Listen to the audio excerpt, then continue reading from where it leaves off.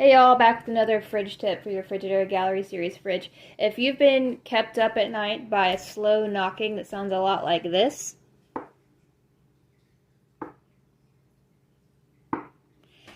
first thing you should check is your water filter. Mine is relatively new.